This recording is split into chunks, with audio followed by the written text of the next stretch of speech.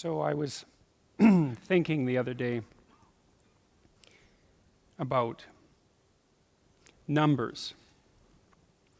You know, there are mathematicians who think that there isn't anything more real than numbers. And that's an interesting proposition. I mean, it's obviously the case that once you invent or discover numbers, that confers on you a tremendous power. And who knows the limits of that power? And the claim that numbers are more real than anything else is predicated in part on the fact that when you discover them or invent them and start to utilize them, that your ability to operate in the world expands immensely. And so that's one of the ways of judging whether or not something is real, is whether or not when you use it, it facilitates your means of operating in the world. Interestingly, numbers are abstractions. And so that raises another question, which is, well, what's more real? The thing that's being abstracted from or the abstractions? And again, that's not obvious. And maybe the question of more real isn't germane. Maybe it's a question of equal reality. But it's not obvious that abstractions aren't real. And you can make a damn strong case that they're more real than anything else. And so then you might ask yourself, well, then what are the most real abstractions? And so that's what I'm going to start to talk about tonight. I'm going to talk about it in relationship to as many rules as I can lay out simultaneously. I'll go through the rules first. So rule 1 is stand up straight with your shoulders back. And rule 2 is treat yourself like you're someone responsible for helping. And number 3, which is very tightly associated with number 2, they're sort of variations on a theme, is make friends with those people who want the best for you. And by the way, these last 2 rules aren't injunctions designed to make your life easier. They're actually injunctions designed to make your life more difficult. Kierkegaard said at one point that his role in life, given that everything was proceeding to become easier and easier in all possible ways, that there would come a time when people would cry out for difficulty. And so that's partly how he envisioned his role in the world, interestingly enough, as a universal benefactor of mankind who would strive to do nothing other than to make life more difficult for everyone. Right, and so rule 2 and 3 are like that, because treat yourself as if you're someone responsible for helping isn't the same as be nice to yourself. It's not that. And to associate with people who want the best for you means that they get to demand the best from you. And that's also not an easy thing. Rule 4 is compare yourself to who you were yesterday and not to who someone else is today. And that's an injunction about envy, right? It's easy. You need you need things that are above you, because you need to do something worthwhile with your life. You need something to aim at, but one of the consequences of that is that you can become envious of people that you believe have attained more in a deserved or undeserved manner, and that can make you bitter. And so it's much better to compare yourself to yourself and to use yourself as the target for improvement and comparison. Rule 5 is don't let your children do anything that makes you dislike them. And the rule of thumb there is if you dislike them, then other people will. And it's a bad idea to allow your children to act in a way that makes other children dislike them or adults dislike them, given that they're going to have to deal with children and they're going to have to deal with adults. So your primary responsibility as a parent is to help your child learn how to behave so that the social world opens up its arms to them and welcomes them at every level. And you've done your job if you can manage that, and it's not a simple thing to do. Rule 6 is put your house in perfect order before you criticize the world. And that's not take no action for others until you have your act together. That isn't what the rule means. It means that bind your ambition with humility and work on what's right in front of you that you will suffer for if you get wrong before you engage in the large-scale transformation of other people. Rule 7 is do what is meaningful and not what is expedient. And I would say in some sense that's the core ethos of the book. Not exactly, because Rule 8, which is tell the truth or at least don't lie, is a necessary conjunction to that, or a necessary additional element, because I don't think that you can pursue what is meaningful without telling the truth. And the reason for that is if you don't tell the truth, or let's say if you lie, which is an easier way to think about it, you corrupt the mechanisms, the instinctual mechanisms that manifest themselves as meaning, and then you can't trust them. And that's a very bad idea. So the fundamental reason to not lie is because you corrupt your own perceptions if you lie. And when you corrupt your own perceptions, then you can't rely on yourself. And if you can't rely on yourself, then, well, good luck to you. Because what are you going to rely on in the absence of your own judgment? You've got nothing if you lose that. Rule 8 is, as I said, tell the truth or at least don't lie. Rule 9, assume that the person that you're listening to knows something you don't. And that's not so much a mark of respect for the person, although it is that. It's a mark of recognition of your own unbearable ignorance. You know, one of the things you have to do in life is decide whether you're more, you have to make friends more with, let me rephrase that properly. You have to decide what's more important, what you know or what you don't know. First of all, there's a lot of what you don't know.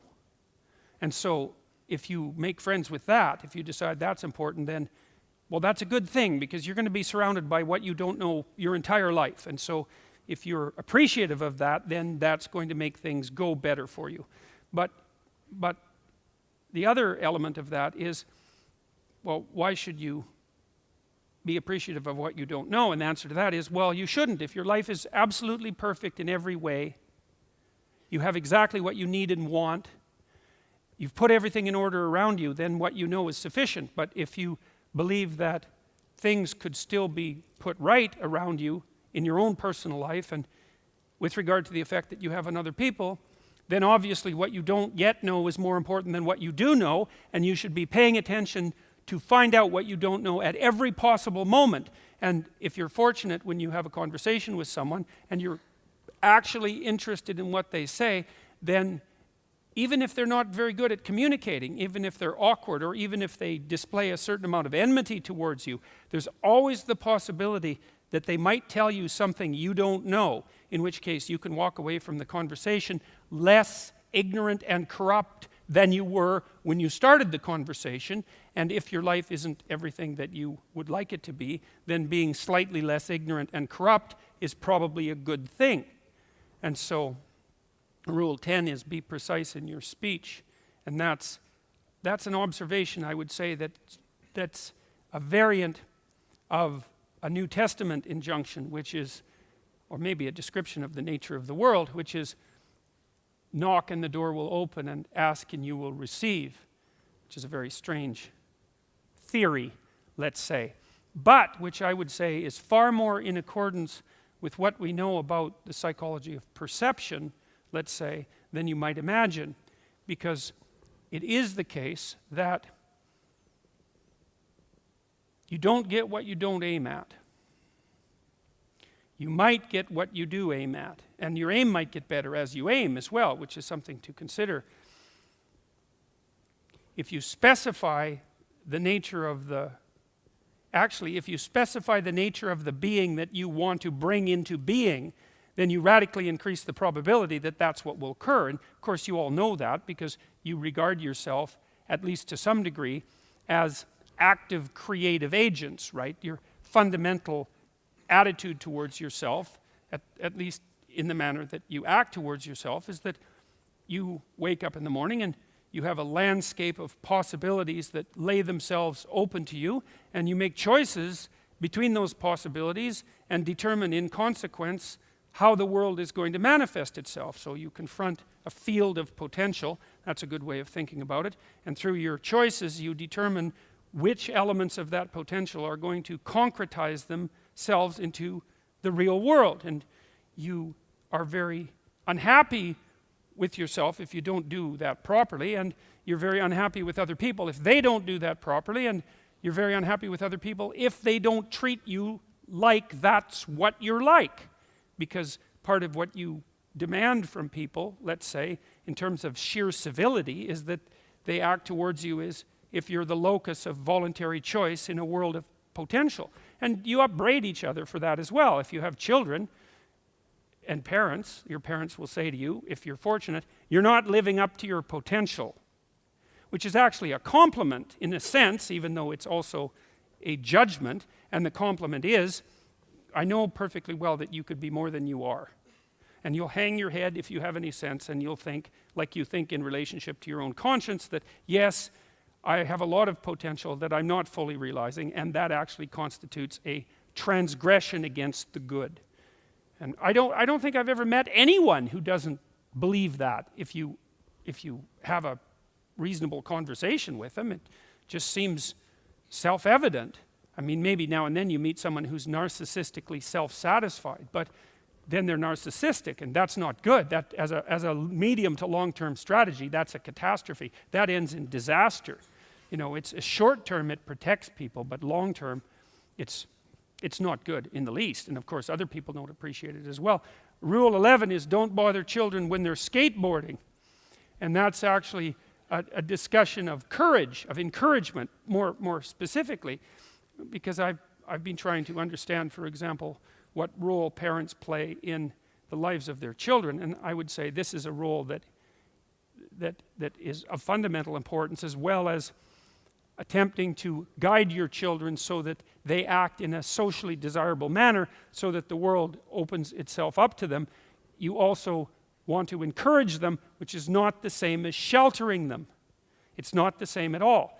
And to encourage someone is to say something like, or to act out something like, look, kid, the world's already difficult, because the world isn't easy for children any more than it's easy for adults. The difficulties they're not the same. They're child-sized difficulties, but they're still difficulties. The world is a very hard place, and it's a bitter place in many ways. And it's not only a hard and bitter place, it's also touched with betrayal and malevolence. And that's the fundamental bottom line. But there's something in you that is capable of taking that full on and transcending it. And that's encouragement. You say, well, as difficult as things are, you're up to the challenge. And to interfere with children when they're skateboarding, for example, when they're doing, let's say, inadvisably dangerous things, which kids, of course, do if they're skateboarding, to interfere with that is to interfere with the child's willingness to voluntarily expose themselves to the risks that they need to expose themselves to in order to develop the sort of competence that allows them to thrive in a world they cannot be sheltered from. And so to interfere with children when they're taking necessary risks is not love or empathy, but cowardice on the part of parents. And it's deeply damaging to children. And I can tell you, as a clinical psychologist, I've never had a client come to my office in all the hundreds of encounters I've had with people in my office. I've never had a client say, my parents made me too independent. Right, that hasn't happened once. Right, now, my parents made me too dependent, or I conspired with my parents to perpetuate my dependence. That happened all the time. So there's a rule of thumb, which I think is a good one, which I believe is often applied in nursing homes by people who work in nursing homes, which is, of course, a very difficult job. And the rule is, do not do anything for anyone they can do for themselves. And the reason for that is that it's a form of theft, right? You don't, first of all, if you do something for someone and it facilitates their movement forward, then they moved forward because you helped them, which is something I was very careful about as a therapist. I don't want to give my clients advice first, it might fail, in which case they are going to pay for my advice. And second, if it succeeds, then I get to be the successful one. And I don't want to steal the success from my clients. That's a bad idea. I want to help them figure out what it is that they should aim at, and then help plot out a strategy for attaining that. But I want to ensure that it's their destiny, not something I'm imposing. And of course, the imposition of that sort of thing is the hallmark of a bad, I would say, therapeutic relationship, but also a bad relationship, period. Right? So one of the things you want to do with your partners, your spouse, your husband or wife, and also with your children, is to listen to them so that you can figure out what their problems are and figure out with them, because they're going to figure that out by communicating, and then perhaps aid them in the development of a strategy. But you have to ensure very carefully that you're not imposing your own structure in a manner that's going to steal from them what's rightfully theirs.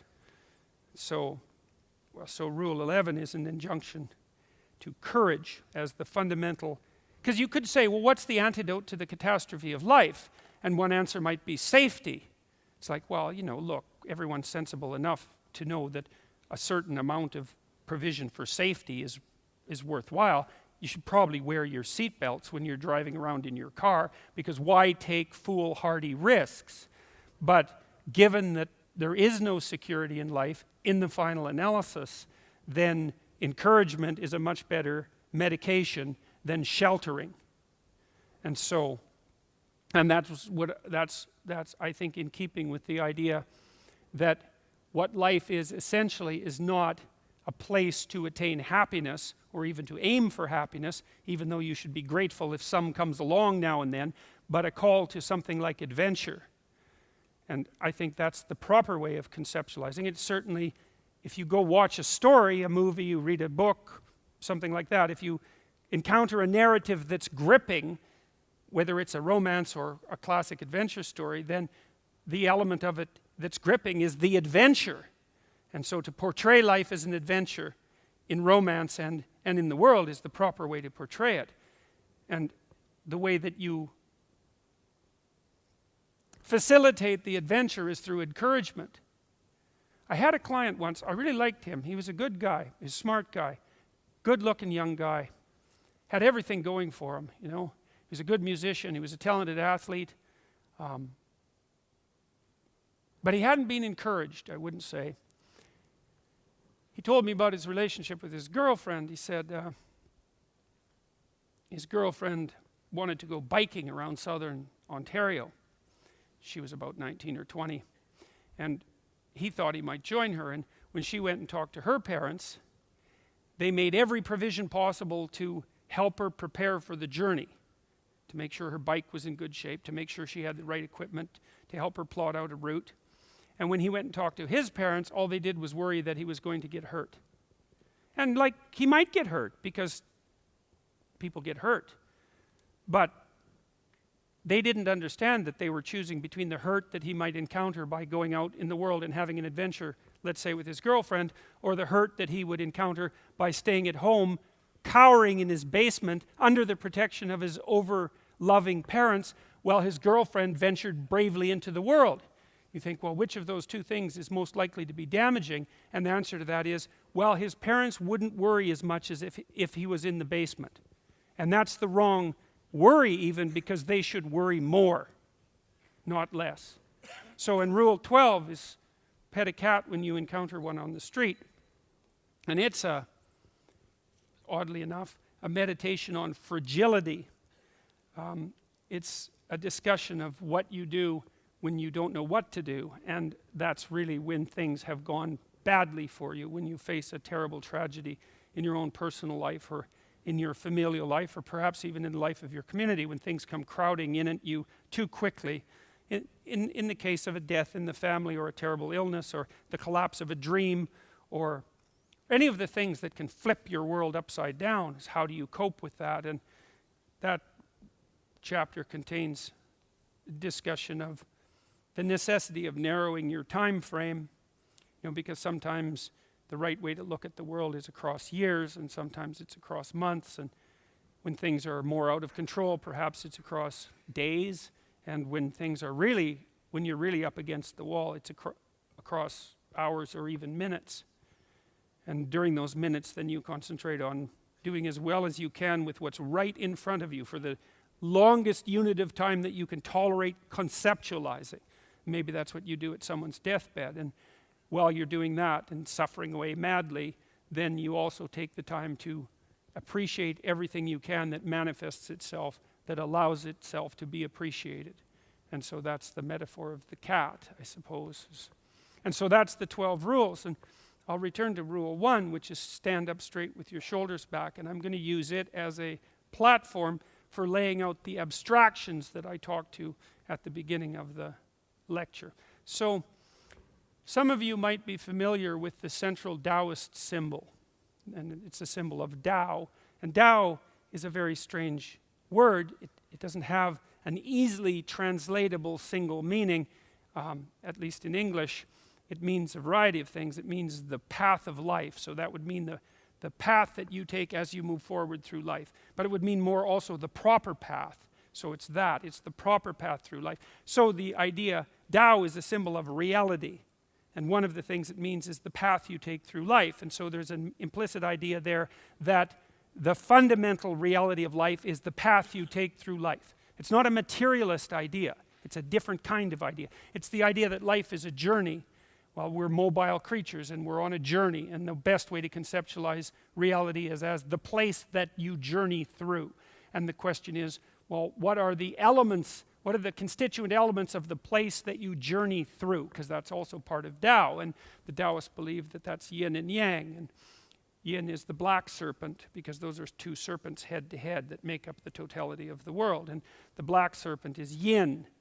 And yin is feminine, classically speaking, from the Taoist perspective. It's a symbolic representation. It doesn't mean that women are yin and that men aren't. It's not that. It's an attempt to use sexual symbolism to represent a deeper underlying reality. And yang is masculine. Yin is dark and night. And there's a white dot in the black serpent, and there's a black dot in the white serpent. The white serpent is the daytime and masculinity. And it's the interplay between those two things that make up reality. And one can transform into the other at any moment. And so that's the Taoist idea of reality. And so there's yin and yang, and they make up the world. And the question is, perhaps our question is, well, what exactly does that mean? Well, it actually means something. It's a kind of abstraction. And it's actually an incredibly helpful abstraction once you understand the abstraction. It might be the most real abstraction there is. So I'm going to lay out for you a little bit about what these two domains refer to. And then I'm going to make a case that they're real. And then I'm going to tell you what it means that they're real. So you could think of yin as chaos. Now we need to know what chaos is. Now, chaos is what God made the world out of at the beginning of time. So one of the things that chaos is it's something like potential. And so you can imagine, and this is not how we think as modern people, because we tend to think in a materialist way, but it is how we act. And as I said already, you act as if you confront potential. And you treat potential as if it's real, and if your attitude towards it confers on you a certain moral obligation, which is why you know what people mean when they say you're not living up to your potential.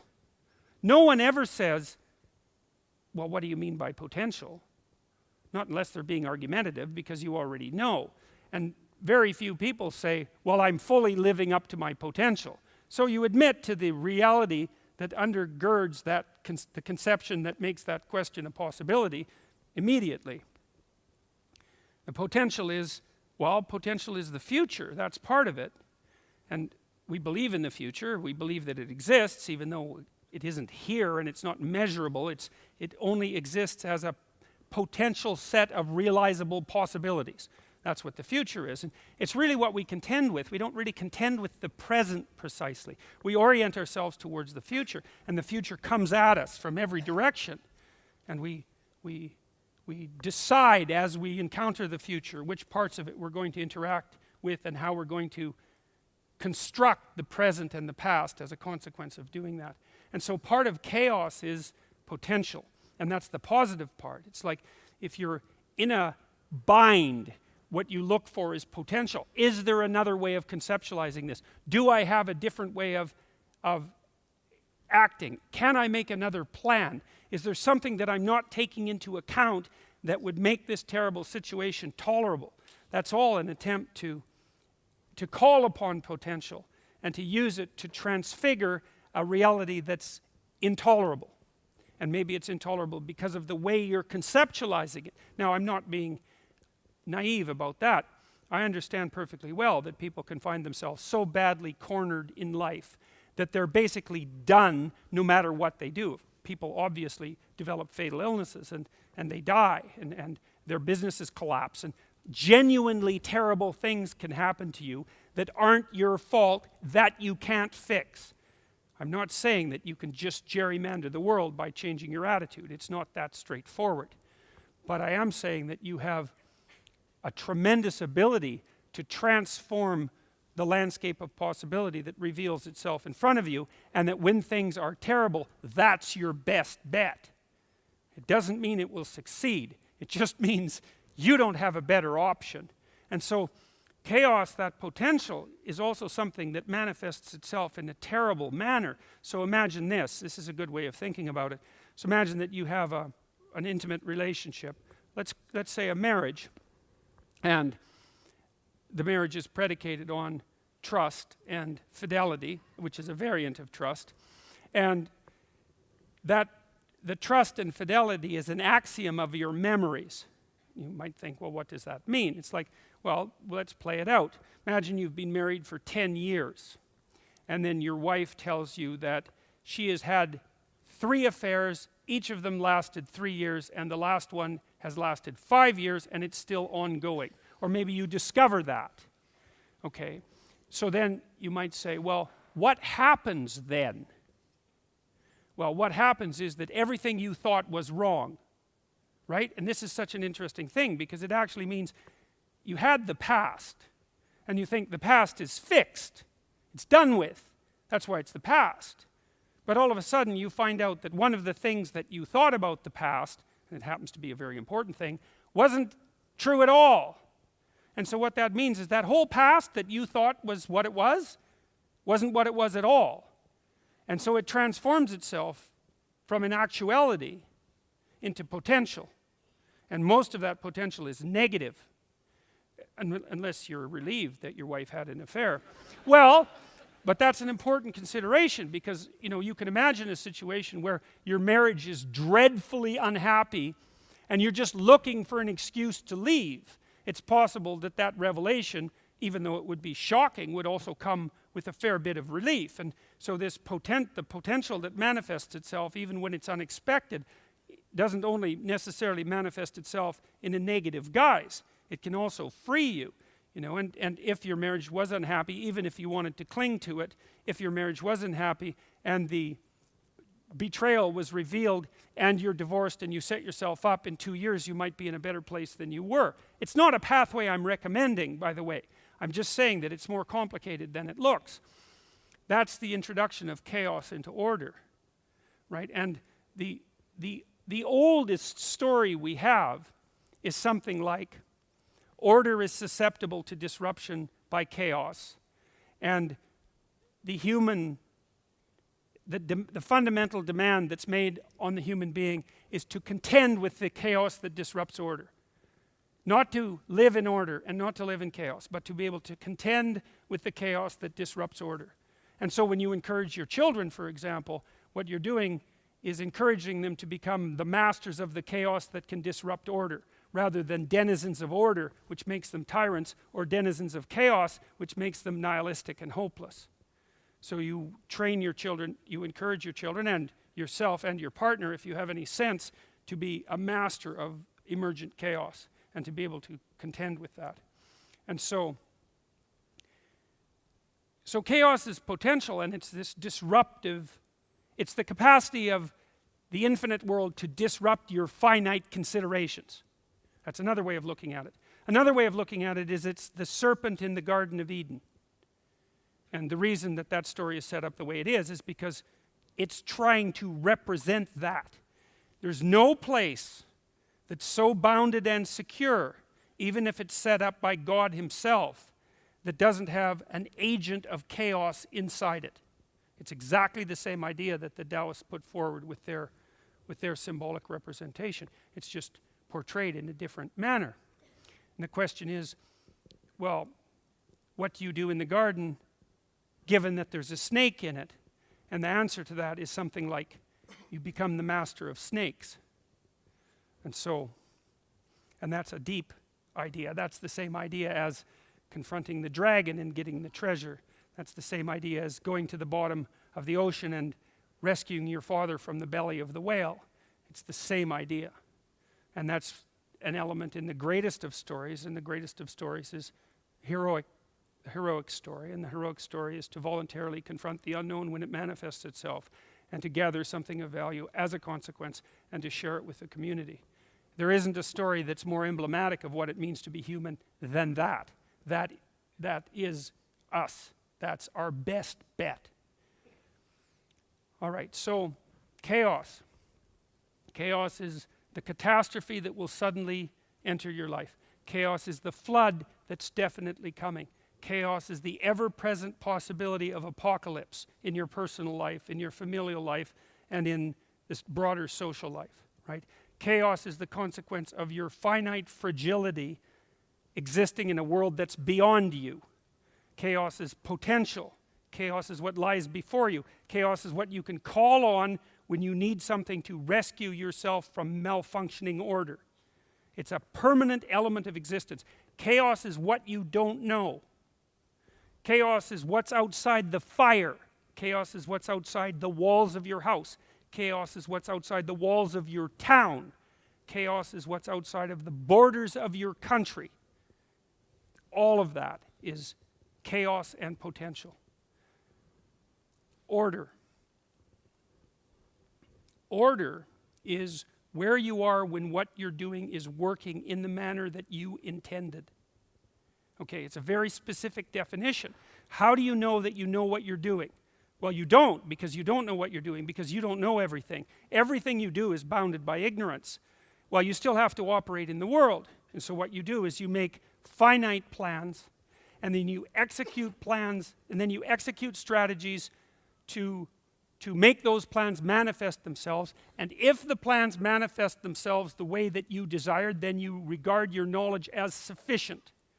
That's your definition of truth, and it's the only definition of truth that you can use, because you don't have everything at hand.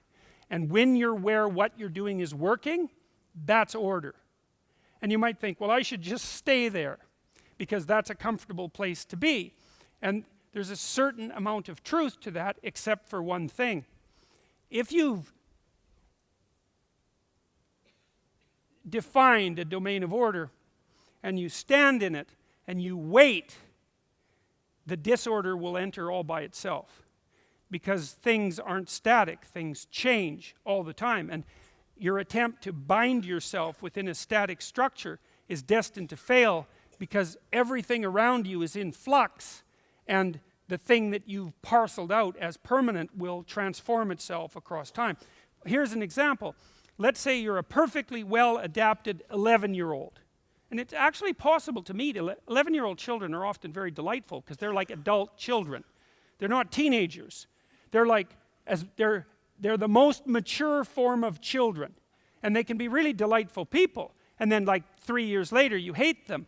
And the reason for that is that, of course, as soon as they hit puberty, which is the emergence of chaos into the already developed childhood structure. It's really the emergence of sexuality into a structure that didn't have to adapt to sexuality, and maybe even the emergence of aggression to some degree, but mostly sexuality.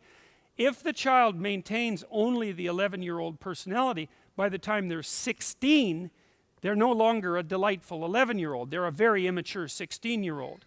And the reason that I'm pointing that out is because just because something works for you now doesn't mean it's going to work for you 5 years from now. And so in order to remain stable, you can't be stagnant.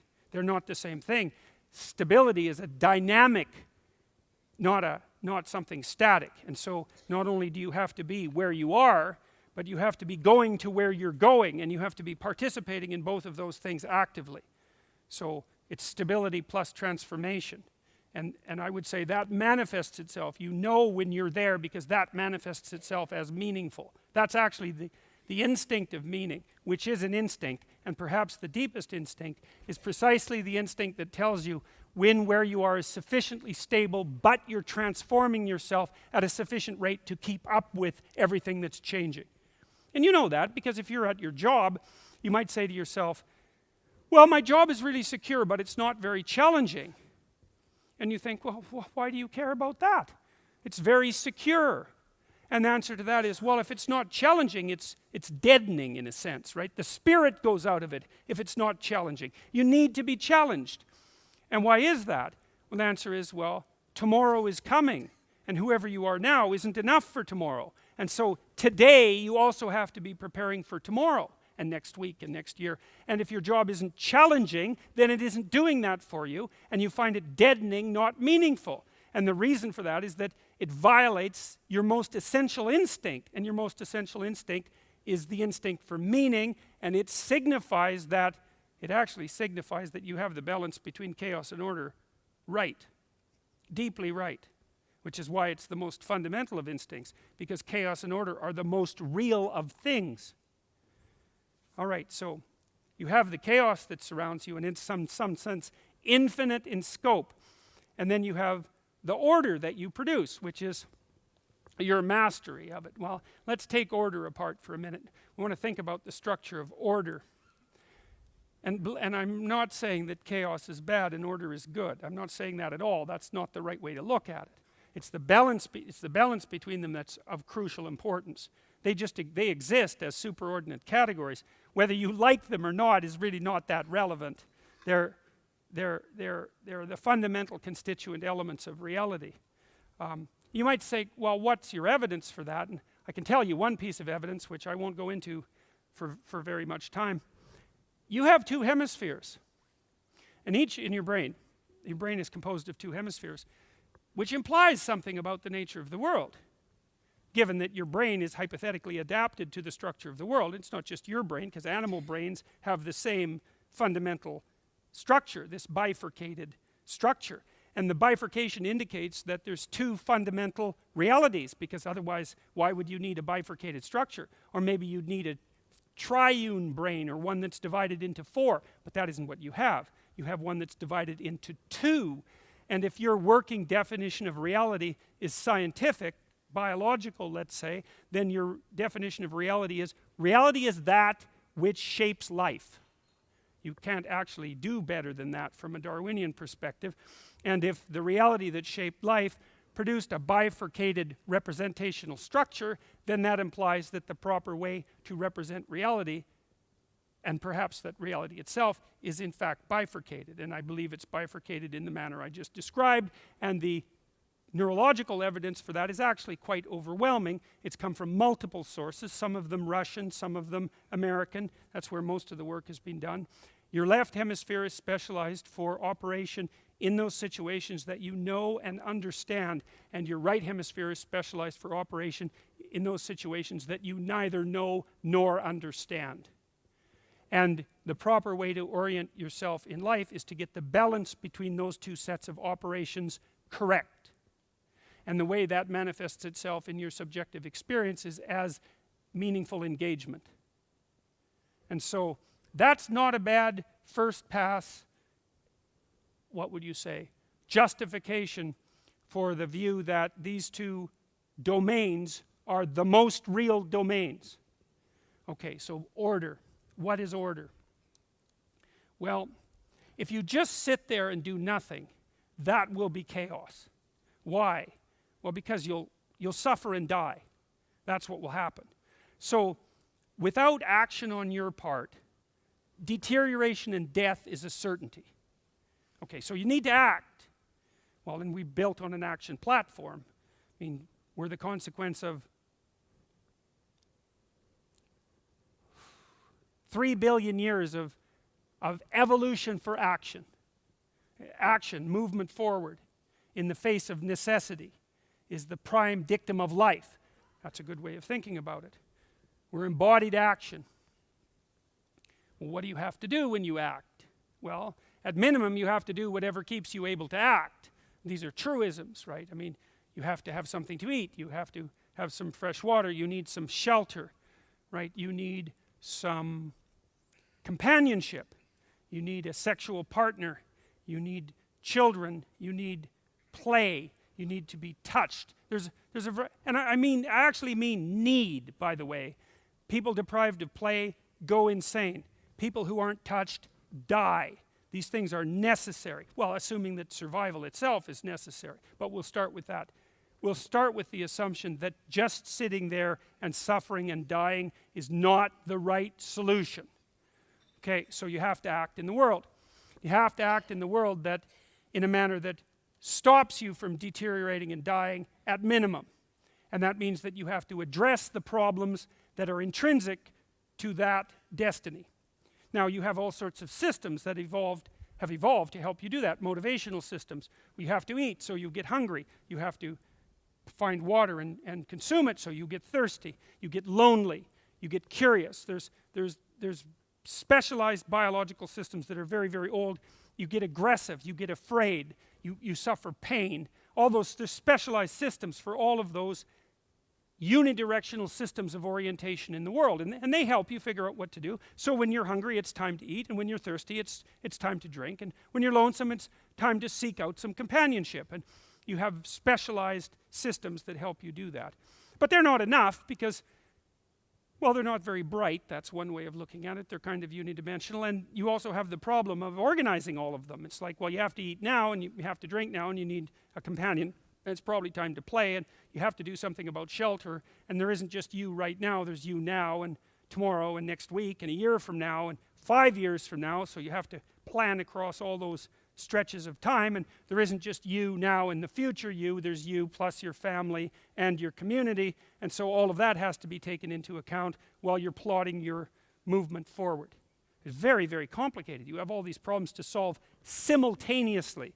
And your motivational systems, anger, hunger, and so forth, can help you solve one of those problems now, but not all of them permanently. That requires higher cognitive function, and that's part of what drove the evolution of our complex cognitive systems. That's how do you propagate the game across time in a complex environment. The left hemisphere operates when what you're doing works.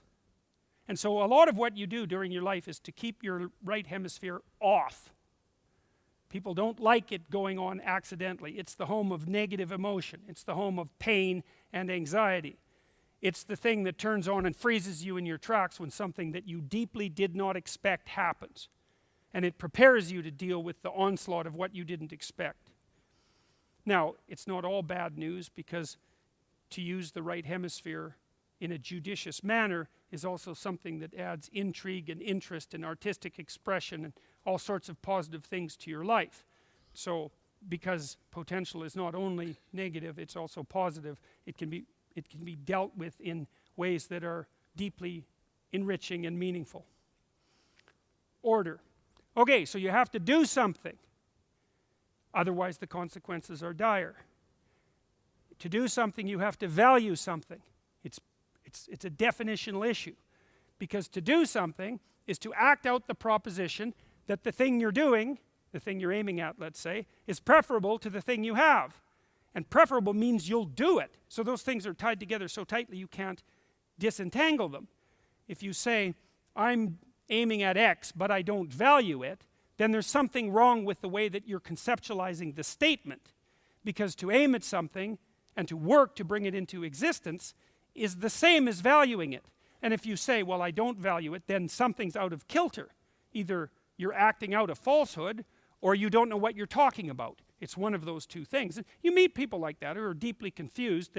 Their action patterns and their verbal self-representation don't mesh, but that doesn't mean that they're critics of value. It just means that they're deeply confused. So, you have to act or you suffer. In order to act, you have to have a value structure, because to act, you have to value one thing more than another, which means that you have to inhabit a structure of value. You have to. Okay, so you need a structure of value because it's the antidote to catastrophe. Now, if you act out a structure of value socially, which you will because you're social, you're not going to pursue your aims in isolation because you're not a solitary animal. You're a social animal. You're a tribal animal, deeply tribal. We live in groups. We live in families. We live in communities. We live in large societies. We're social at every level of analysis. And we've been social for as long as we've been primates. So maybe that's at least 6 million years, and it might be more like 60 million years. It's really a long time. So it's not an arbitrary social construction. It's far, far deeper than that. Now, what happens when you act out a structure of value in a social environment? You produce a hierarchy, inevitably. Well, let's think it through. Why? Well, let's say that you say that one thing is more worth doing than another, whatever it happens to be. And then you tell a bunch of people about what you're doing, and they decide that they're going to come along and help you do this thing that's valuable because they also think it's valuable. And maybe you get 20 people together to do this thing, whatever it happens to be. And the first thing you discover is that some of the people are way better at doing whatever it is that they're doing than other people. So, and who knows why that is, because it depends on what you chose to do. You know, if you chose A, then it would be a different group of people who were good at it than if you chose B, because people differ in their abilities. But one thing you will not escape from if you make an organization to do something valuable is the brute fact that it will be a minority of the people who are good at doing it. And there's actually a law. It's called Price's Law, and it's a real law. It even governs the size of cities and the mass of stars and the heights of plants in the jungle. It just doesn't govern human interactions. And Price's Law says that the square root of the number of people engaged in an enterprise will do half the work. So if you have 10 people doing something, 3 of them will do half the work. But if you have 100 people doing something, then 10 of them will do half the work. And if you have 10,000 people doing something, then 100 of them will do half the work. And you know how wealth distributes itself such that a minority of people have most of the money. 85 richest people in the world have as much money as the bottom 2.5 billion. It's something like that. And everybody goes, oh my God, the 1%. It's like, well, first of all, you're all the 1%, so get over yourself, because you're, you know, Western European, roughly speaking, and by current world standards, and certainly by historical standards, you're all well ensconced in the 1%. So if that's a problem, well, it's a problem for all of you. And some of you might be, you know, richer than that, but that doesn't mean all of you aren't in the same boat, fundamentally. The fact that wealth aggregates in the hands of a small number of people is part of the general expression of Price's Law. There's nothing special about the distribution of money. You see the same thing in every creative domain. I mean, how many of you have recorded a gold record? How many? Looks like 0. Oh, there's one person. Okay, there's 850 people in here. So there's 1 in 1,000, so that's 1/10 of 1%, something like that. How many of you have written a piano concerto? How about painted a painting that's hanging in a national museum? Oh, look, it's none of you again. Right. Well, and how many of you have been a member of a professional sports team? Okay, look, oh, one, so that's 1 in 1,000. Well, you get the point here. Well, there was a couple. Okay, so looks like it's easier to be a member of a professional sports team. or my audience is biased. The sample's biased. But it is the case. If you look at high levels of creative achievement of the sort I've just described, they characterize a staggering minority of people. And so the rule is that you produce a value system, which you better produce, because otherwise you suffer and die. And it isn't only that. It's like, look, here's something else you all know, as far as I can tell. We start with the idea that there's an intrinsic chaotic element to life, and that includes the inevitability of suffering and malevolence, betrayal at the hands of yourself and other people. So that's the baseline, and that's intolerable in many ways, because life is in many ways intolerable. And the question is, well, what do you do in the face of something that's intolerable? And the answer is, well, you try to find something that justifies it, right? You want to have something that gets you the hell out of bed in the morning. And not just any old morning, but a morning when your father has Alzheimer's disease and your daughter has an incurable illness. Because you need something to get out of bed for in those mornings too. And that better be the purpose that you found in life. And if the purpose is going to be such that it gets you out of bed in those mornings, it better be a pretty damn noble purpose, because otherwise why would you bother? And so not only do you need a value structure, you need one that's of sufficient tension, let's say, or sufficient value, or sufficient nobility, so that it's worth suffering for. Because you're going to suffer, and you better have something that makes the suffering justifiable. And so not only do you need the value structure so that you don't just deteriorate and die, you need the value structure so that when the flood comes in your life, as it certainly will, that you have built a vessel that will sustain you through the catastrophe. And that's not this pursuit of happiness. It's not even the pursuit of security. It's none of that. It's the orientation that you've managed to produce in your own life towards a higher good that's so high that it's worth bearing the burden of being to produce. You implement that in the world, you produce a hierarchy. Now you might say, well, and then you have the problem of hierarchy, and the problem of hierarchy is a very few people are going to be very good at whatever that hierarchy does. And then you have the second problem with hierarchy, which is the problem I just laid out when I asked you about your spectacular levels of attainment and found out that it was very unlikely. I'm not saying that you haven't attained worthwhile things. That's not my point. My point is that very high levels of attainment are extraordinarily rare, and that's an inevitability as soon as you decide that something's worth doing. Two inevitabilities. People stack up at the top.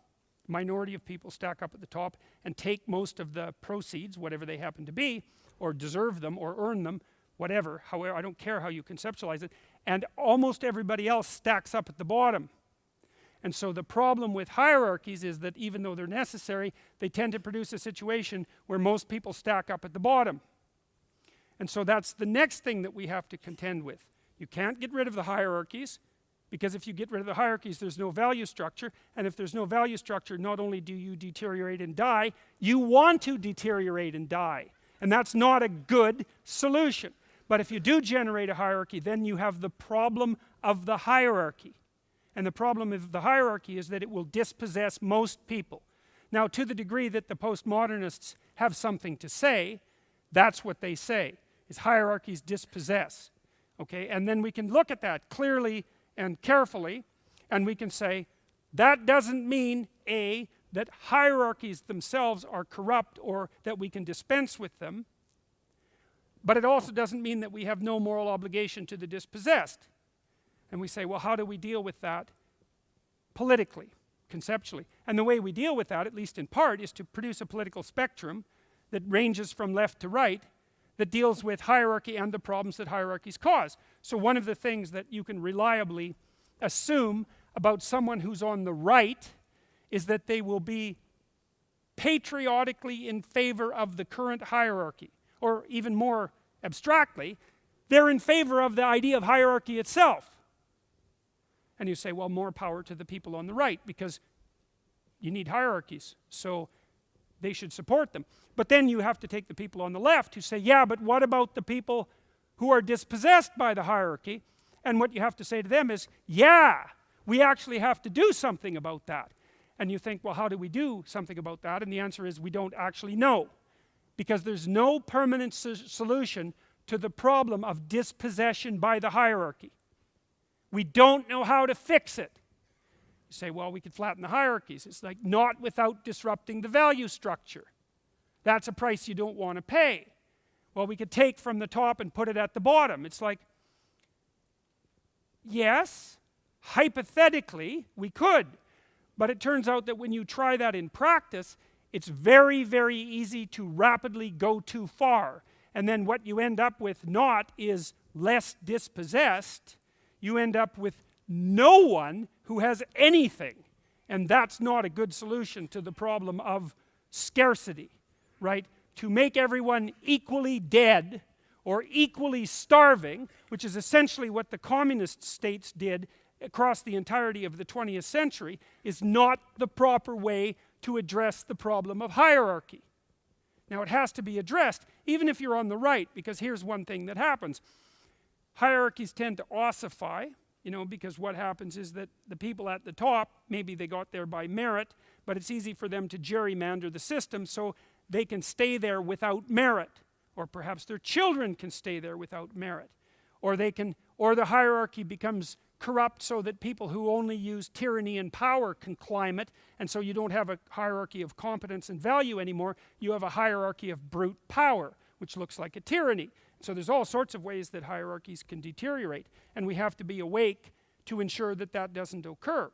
Also, if the hierarchy gets so steep that everybody stacks up at zero and no one can climb it, which is basically the definition of a malfunctioning tyranny, then all the people at the bottom rightly think, well, why don't we just destroy the game? Because we're already at zero, so what the hell do we have to lose? And so one of the things that you want to do if you're a sensible conservative is make sure that the hierarchy maintains its rooting in competence, that it's transparent, and that it's climbable, because otherwise it will ossify and steepen, and then it will destroy itself. And if you're a conservative and you value stability and the hierarchy, then you don't want to set up a situation where the most likely outcome is that the hierarchy destroys itself. So we can be intelligent about this. We could say, look, don't be thinking you can get rid of hierarchies. They've been around. This is why I wrote chapter 1. I talked about lobsters. The reason I talked about them is because not only is the hierarchical structure itself as a permanent feature of existence at least 1/3 of a billion years old, which, by the way, means that you cannot attribute it to capitalism, the free market, or the corrupt patriarchal West, unless you're willing to make the case that all three of those elements contributed to the existence of dominance hierarchies among crustaceans, which seems highly unlikely. So, and this is actually something you could think about it as an idea that's actually directed towards the productive left. If you want to help the dispossessed, don't blame the existence of hierarchies on capitalism, because it's wrong. It's wrong. The problem is way deeper than that. And here's something else that's very interesting about capitalism. A couple of things you might consider. We have become spectacularly wealthy since 1895, right? First in the West. Iceland's a classic example. I mean, you guys are so much more wealthy than you were 100 years ago that it's absolutely impossible to believe. And so that's first happened in the West, exponential economic growth starting in about 1895. There's a long tail. I mean, people were improving before that, but it really kicked in around 1895. It first happened in the West, and now it's happening everywhere in the world. I don't know if you know this, but the UN set a goal in 2000 to have the level of absolute poverty in the world by 2015. Which is the fastest rate of economic growth ever recorded. We attained it in 2012, 3 years ahead of the most optimistic projections. Right? And so people are being lifted out of poverty at a rate that has never been seen in the history of the world. Hooked to the power grids, provided with cell phones, provided with access to fresh water, provided with access to medications that decrease child mortality. Like, if you look at the statistics, there are so many things getting better so fast you cannot even believe it. And that's a consequence as far as the data indicate of the operation of the free market system, which does produce inequality. That's the thing. But as far as I can tell, the only system that has ever produced wealth and every system produces inequality. But the only system we know of that produces wealth and inequality is the free market. So here's a question for everyone, left and right. How many units of inequality will you tolerate to produce 1 unit of wealth? And if the answer is 0, then you've gone too far. You're outside the appropriate political debate. That's the wrong answer. And if you try to impose that, all there will be is mayhem, because the price we pay for wealth is inequality. Now, that doesn't mean that you can let inequality run to its ultimate extreme, because then you run into the other problem, which is the monopoly problem. You've all played Monopoly, I presume. What happens in every Monopoly game? If you play it out, everyone stacks out at zero, up at zero, except one person.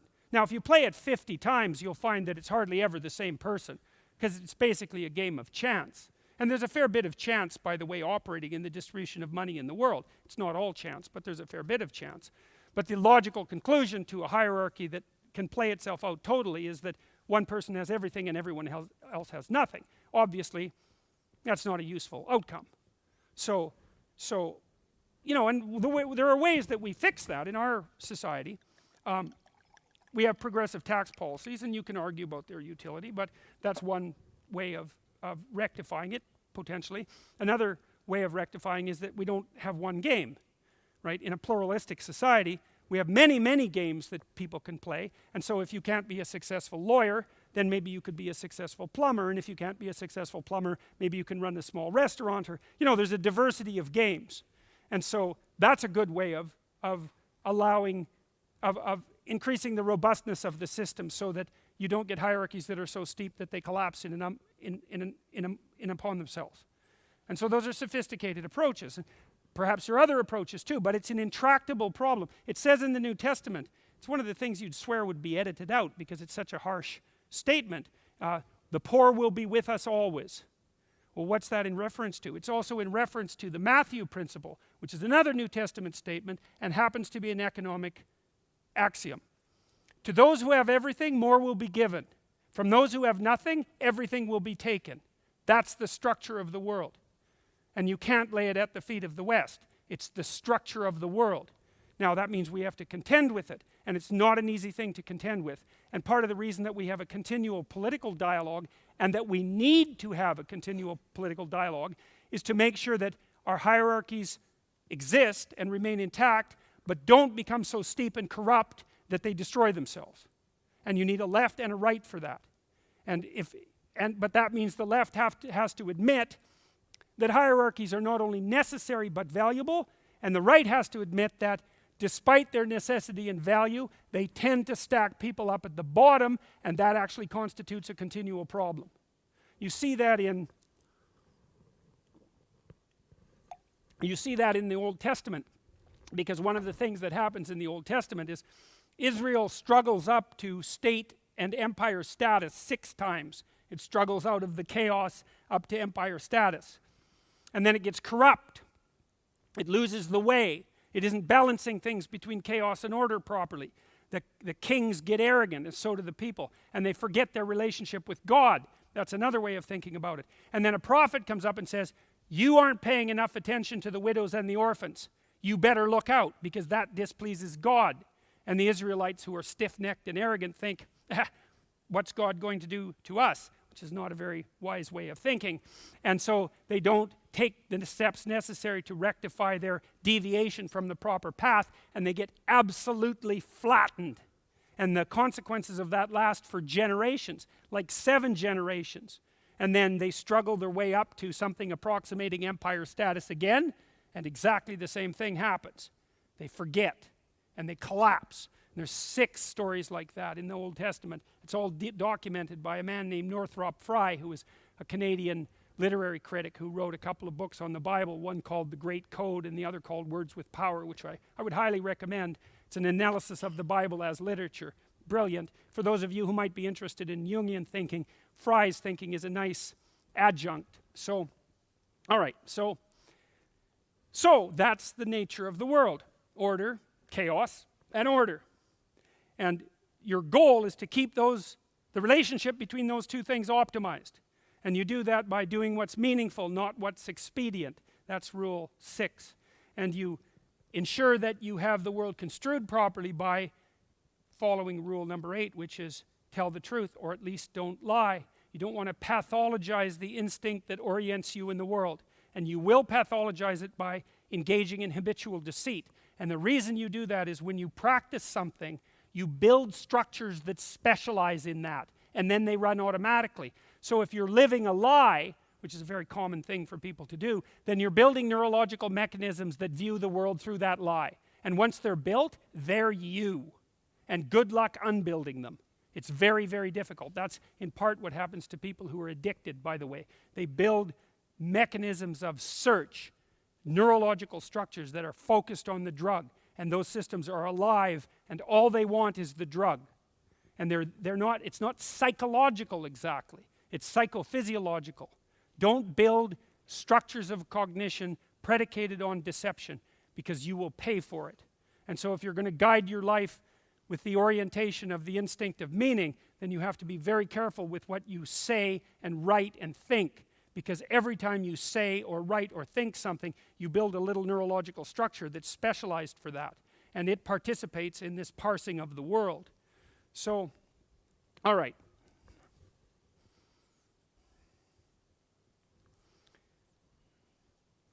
Chaos and order. Then you can say the order is a hierarchy. Okay, so here's the next question. Next two questions. Is order a hierarchy? And then a subsidiary question would be, if order is a hierarchy, either what is at the top of the hierarchy or what should be at the top of the hierarchy? Instead, a hierarchy is a structure of value. So that's the question, is what should be of ultimate value? Okay, so now we're going to take that apart a little bit. The first thing I would say is, order is not a hierarchy. Order is a set of hierarchies. That's a different thing. So I'll tell you how to think about that, I think. So imagine you have a child and they're playing soccer. And your child's a pretty good soccer player. No, I'll tell you a different story. This actually happened. So I'm going to tell you a story about hockey, and since I'm Canadian, what the hell, I might as well tell you a story about hockey. My son played hockey. He still plays hockey. He was a pretty good hockey player. And my wife and I used to go watch him play hockey. There was an arena just down the street from us, and there was a nice neighborhood league there, and so they'd sort the kids into teams, and then they'd let them play a few demo games, and if any team was getting stomped flat or any other team was winning too much, then they'd rebalance the teams so that they were approximately equal in skill. So that was the sorting of the teams. So, and then they were on their teams, and then they'd play, 15 games during the regular season. They'd have a little tournament to see who won, and it was really good. It was a good, friendly league. And so my son's team was in, I think it was the championship game, if I remember correctly. And there's one kid on his team who was the best player on the team by quite a margin. He was very fast on his feet. He could skate rings around a lot of the kids. He was good at stick handling. He was a good hockey player. But he had some problems, this kid. One problem was he wouldn't pass the puck. Now you think, well, why the hell should you pass the puck if you're the best hockey player, which is pretty much what he thought. And the answer is, well, you're part of a team, right? You want to be the best person on the team, fair enough, and you want to win the hockey game, but you also want to, what? Make your teammates better players. How's that? Maybe you even want to make the people on other teams better players. I mean, I know that's going a little bit too far, but you certainly want to make your teammates better players. And you might think, well, why would you do that? Because if they're better, then maybe you won't be the best. Well, that's a boneheaded way of looking at the world. Because first of all, if you amp up the competition around you, maybe that'll motivate you to be even better. And it's a hell of a way to win by making everyone else lose. That's not much of a victory. And so if you have any sense, you pass the damn puck, even if you're the better player. You especially do that. Let's say you've got a comfortable 2-goal lead. Well, then maybe you can risk taking the time away from that specific game to build up the confidence and ability of your teammates. And then maybe everybody thinks that you're a bit of a leader and they make you team captain. Not even so much because you're the best hockey player, but because why? That's the question. Okay, so we're watching the game, and it's pretty exciting, and it's a real close game, and it's like 3-3, and it's a minute left, and the other team zips down the ice and scores a really brilliant goal. And so my son's team loses. Except that they were in the championship and it was a really good game. So, whether or not they lost is not all that obvious. They lost that game. But, there's a broader context to take into consideration. Okay, so this kid, the star, goes off the ice, and he takes his hockey stick and he smashes it onto the cement, and he's all angry because, as far as he was concerned, he was robbed. And maybe that's because of his useless teammates, who he didn't really spend any time helping, by the way. And maybe it's because the referees were unfair, and who the hell knows why, but it wasn't fair. And his idiot father rushes over to him and consoles him on his loss and supports him in his notion that he was robbed. And I thought, you unspeakable son of a bitch. Because he was an arrogant narcissist, and it was way more important to him that he had a son who was a star than that he had a son who was a good person. And that's absolutely inexcusable. He made the wrong choice. He sacrificed his son's soul, in part, to help him save face for a hockey game. That's not acceptable. Okay, so here's what you tell your children. It doesn't matter whether you win or lose, it matters how you play the game. And so that's what the father should have told the son. And he should have meant it. And even better, he should have known what it meant. But who knows what that means? Because you tell your children that, and maybe they're not so happy because they lost a game, and they look at you like you're an alien, and they think, well, what the hell do you mean by that? Because obviously it matters whether you win. And it does matter whether you win. So what is it that you mean when you say that? And your kid asks, well, what do you mean by that? And you go, well, I don't know what it means, but it's a good rule. So what do you mean by that? Here's what you mean. And it relates to rule 5, which is don't let your children do anything that makes you dislike them, because other people will dislike them then. And you don't want other people to dislike your children unless you want your children to inhabit a world where everyone dislikes them. And maybe you do because you don't like your children. And maybe you don't like your children because you let them behave in ways that makes you not like them. And so the way you take revenge is by not correcting them so that other people will punish them because you don't have the courage to discipline them. And if you think that people don't play that game, then you don't know much about people, because they play that game all the time. All right, so it matters how you play the game. It doesn't matter whether you win or lose. Let's take that apart. Well, so the first thing is, and this goes back to the idea, the hierarchy. Is order a hierarchy? And the answer is no. It's a set of all hierarchies. Or you could say it's the set of all possible hierarchies.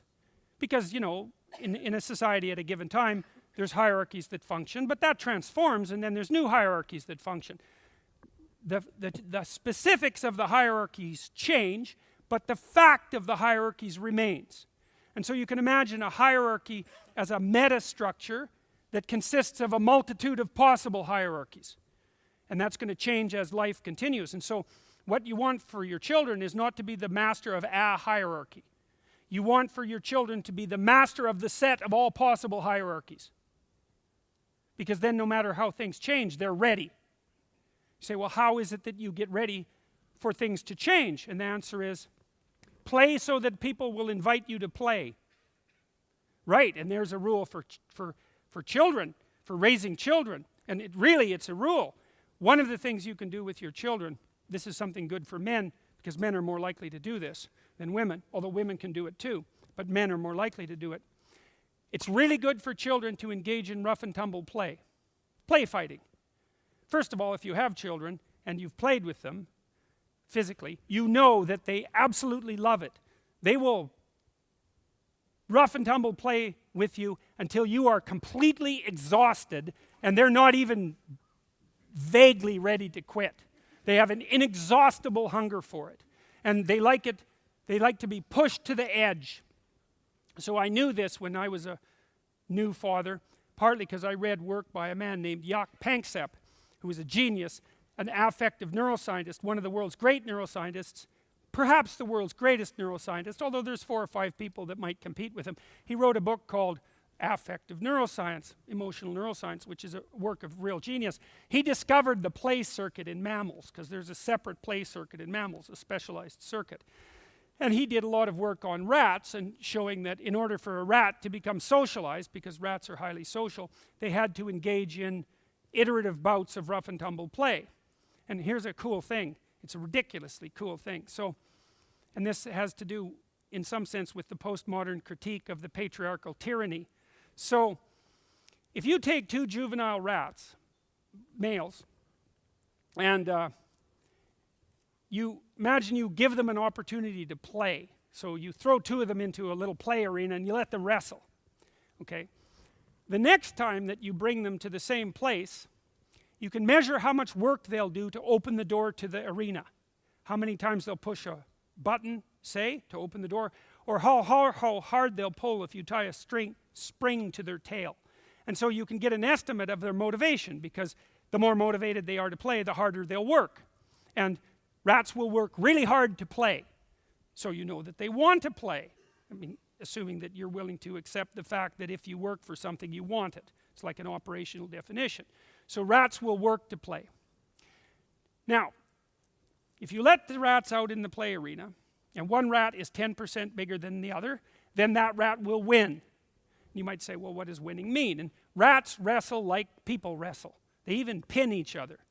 And they manifest play behavior to begin with, like dogs playing in a park. You know how a dog looks when it wants to play? It sort of hunkers down a little bit, looks up at you, like expectantly, kind of move back and forth, which is like, okay, human, I'm ready to play. And if you have any sense and you know how to play, then you look at the dog and you sort of go like this, and the dog goes like this, and you cuff the dog, not too hard, and the dog bites you, not too hard, and then you can play, and you're both happy with that. And kids can do that with dogs, because kids understand dogs, and dogs and kids know how to play. If your dog can't play, then you should not own a dog, because you're not smart enough to own a dog. So it's true. And if you have a dog that can't play, then don't have a kid. Right.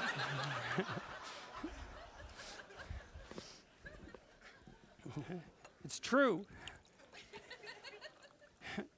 The stupidest dog I ever saw was owned by a psychologist. That was really embarrassing.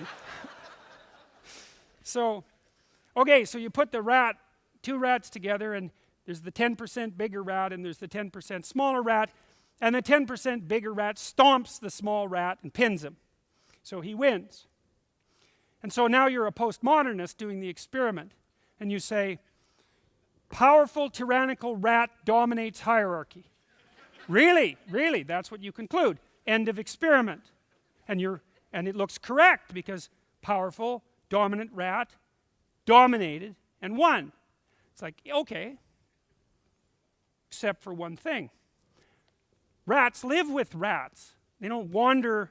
They're not psychopathic individuals wandering from isolated community to isolated community. They know all the other rats. And that means they have to keep playing with them. And the rules for playing with someone 30 times are not the same as the rules for playing with someone once. So Panksepp had the rats play repeatedly. And what he observed was, okay, now the next time you put those rats together, the situation's a little different. The little rat comes bouncing out and does the playful dog thing to the big rat. So now the rule is, you're the little rat, you lost, you have to be the creature that invites to play. That's now your status. So you bounce around, and you know the big rat's all cool, and he's smoking a cigarette and doesn't want to play, but he'll flick it away at some point and think, all right, what the hell, you know? And so then he gets in it, and he can stomp the little rat again, because he's a bigger rat. If the big rat doesn't let the little rat win 30% of the time across repeated play bouts, then the little rat won't ask him to play anymore. You think, well, if you think about, you don't think, so what? You don't think, why did Jaak Panksepp waste his time studying play in rats? You think, oh my God, that's an absolute miracle. Because it shows you that there's an ethic of fair play that emerges as a consequence of repeated bouts of play, even among rats. It's so basic. It isn't even human, that ethic. The ethic of fair play is deeper than human. It's real. And it's the ethic that governs iterated interactions. And it's not just in rats that we've seen this. So, you know, chimpanzees are pretty damn brutal. They're way more brutal than you think. And they're really, really strong. Maybe 6 times as strong as an adult male. Now, the estimates vary, but they're plenty strong enough to tear you to bits. And that happens now and then. People have chimps for pets, and they become adults, and it's like, don't mess with the chimp, because it'll tear you to pieces. And chimps are brutal. And this is interesting, because they're our closest relatives. And so, Jane Goodall discovered in the 1970s that chimps are tribal. They live in tribal groups, like we do. And they have a territory, that's the known territory, and there's a perimeter, that's the unknown, that's chaos, and other chimpanzees inhabit the chaos, foreign chimpanzees. And the juvenile chimps patrol the perimeters in groups of 4 or 5, and if they spy a foreign chimp, or 2 of them, if they outnumber them, because they can't count, but they have a sense of quantity, if 5 chimps come across 2 foreign chimps, they will tear them to bits. And I actually mean that literally. That's what they do. And chimps also hunt. They hunt colobus monkeys, and they weigh about 40 pounds. And they're quite carnivorous. And they will eat them alive while they're screaming. So there isn't a lot of empathy regulating chimp aggression, which is something to think about when you think about human beings. Because it's not obvious what regulates our aggression. And you might think, well, it's your conscience. And like, yeah, maybe it's your conscience, and maybe it's something else. You read the rape of Nanking, for example, and you'll start wondering very, very rapidly about whether people have any conscience at all. So, and that's a story of absolutely atrocious Japanese behavior in China at the beginning of World War II. And it's a horrifying book, so read it with caution, but it's very instructive. So, anyways, the chimps are very brutal creatures, and so you might think, well, let's look at a chimp hierarchy, because chimps have dominance hierarchies, and they're basically male-dominated, although there are lots of powerful female chimps. Say, okay, who becomes the dominant chimp?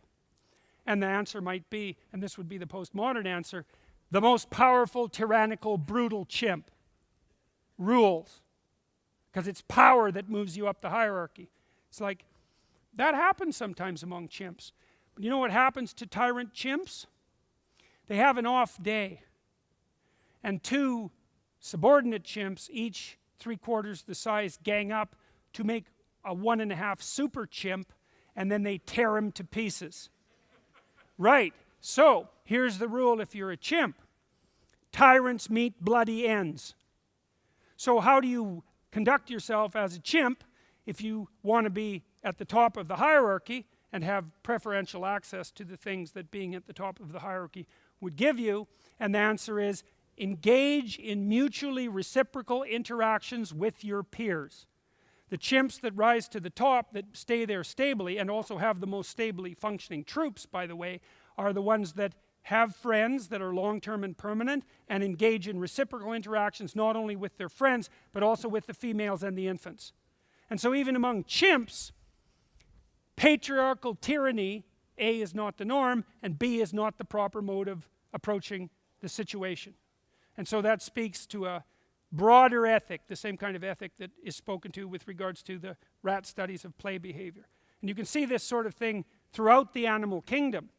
There's a pattern of reciprocal interaction that seems to stabilize social animals that isn't predicated on brute force. Now, maybe the simpler the animal, the more it's predicated on brute force, but we are by no means simple animals. And the idea that our hierarchies are fundamentally tyrannical, the patriarchy, which is a word that nobody who thinks carefully should ever use casually. That term is predicated on the idea that A, that our hierarchies are tyrannical, which they aren't, although they can become that way, and B, that the most reliable means to attaining status within a hierarchy is through the expression of power. And both of those things are wrong. They're wrong. And nonetheless, that's the primary theory of the social sciences and the humanities. Enough of that. We have enough data to indicate that none of that's sufficiently sophisticated to constitute a reasonable explanation of the world. So we should dispense with it as fast as possible. All it's doing is dividing us into tribes, and it's not solving the problems that it's hypothetically intended to solve. So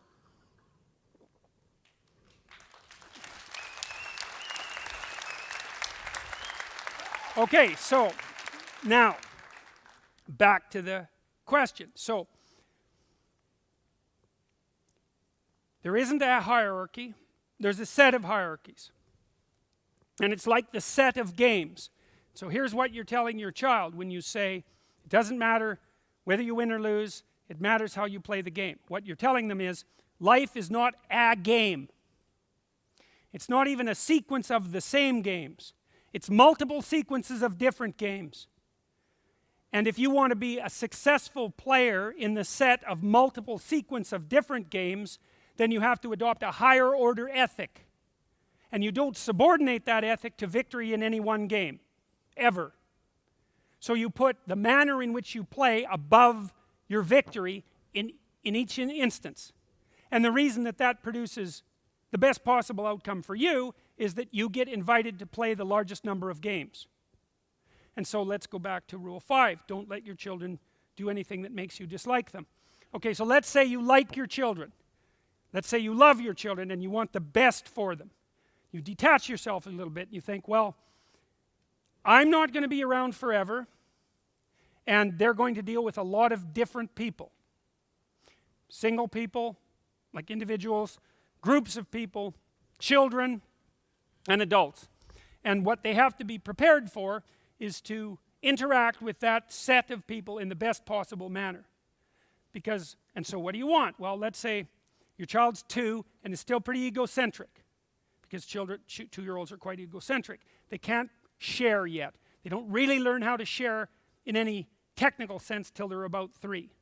It's hard for them to learn to share. Between 2 and 4, they learn to share and to play. And the way they learn is by, at least in part, by engaging in reciprocal interactions with their parents. Now, what is it that's your job when you're socializing a child who's 2 to 4? You have to do it between the ages of 2 and 4, by the way, because if you don't manage it by the time they're 4, then you might as well give up, because it isn't going to happen. And the literature on antisocial behavior in children is crystal clear on this point. If your child's antisocial at 4, you've failed. And there isn't anything that can be done about it. It's a dismal literature, and believe me, psychologists and sociologists and anthropologists and criminologists have tried for like 6 decades to figure out how to remediate antisocial behavior in older children and adolescents, and they haven't managed it. So between 2 and 4 is crucial. You want to help your child become the sort of person that other children want to play with. And the reason you want to do that is because from 4 onward, other children are the primary agents of socialization. And so if your children are accepted by other children, then they're on their way, because other children will socialize them. It doesn't mean you're not important as a parent, but it means they find their peers who are at the same developmental level as them, and they start to reciprocally socialize one another, and they do that through play.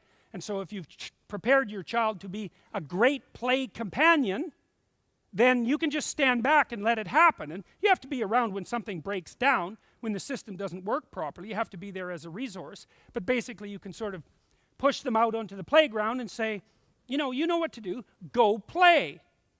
And play is of absolutely crucial importance, as documented by people like Jean Piaget. So you're trying to make your child maximally attractive as a play partner. And the ethic there is, well, the world is made out of a sequence of hierarchies that transform. And so you want your child to be the sort of person who's invited to participate in whatever hierarchy organizes itself. And what should a child be like to do that? Well, they have to be reciprocal, take turns, right? You don't always get to pick the game. You have to find out what other people want to do. They have to want to play too. Like, there's all these sophisticated ethical rules that go around play. And if you're playing with, some of you have played with kids that aren't fun to play with. Well, what are they like? If something doesn't go their way, what happens? They have an emotional outburst, so they revert to the behavior of an ill-prepared 2-year-old. They have a temper tantrum, they burst into tears, they thrash around on the floor. It's not fun, because when you play, if you don't lose sometimes, then no one else ever wins. So who the hell's going to play with someone like that? a downtrodden victim. That's all. It's not, no kid with any sense is going to put up with that. And this is exactly what kids are like. If they find out that their potential play partner is a whiny 2-year-old, even though they're 4, they just stop playing and they go find another kid. That's exactly what happens. And so if you want that for your kid, then make sure that they're whiny and bitter every time they lose. A good way to do that is to never let them lose at anything, so they don't get any practice. Well, I don't want my kid to lose. It's like, wrong. You don't want your kid to lose in an unsophisticated manner.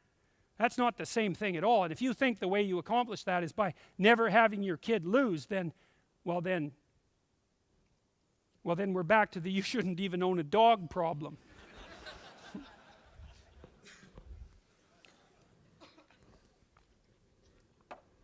All right.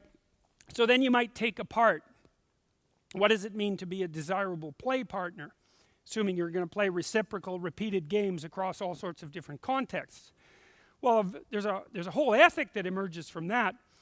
See, Nietzsche, back in the late 1800s, he was the first person to kind of cotton on to this sort of thing, because until then, people tended to think of morality as something that was invented rationally and then imposed from the top down. But Nietzsche, being a very intelligent observer, noted that, well, that wasn't really the case. There was a ethic already built into human interactions that we all acted out, but that we didn't really understand very well. So here's a way to think about that. So imagine you're watching a wolf pack, and wolves compete for dominance. And so the way they do that is they basically have a play fight about it. Now, it's this fairly serious play fight, and so 2 wolves that are engaged in a dominance dispute will sort of stand sideways to each other. You know how cats do that? You ever watch 2 cats fight? Cats stand sideways. You think, well, why does a cat stand sideways when it's fighting? It's because a sideways cat is a bigger cat than a head-on cat.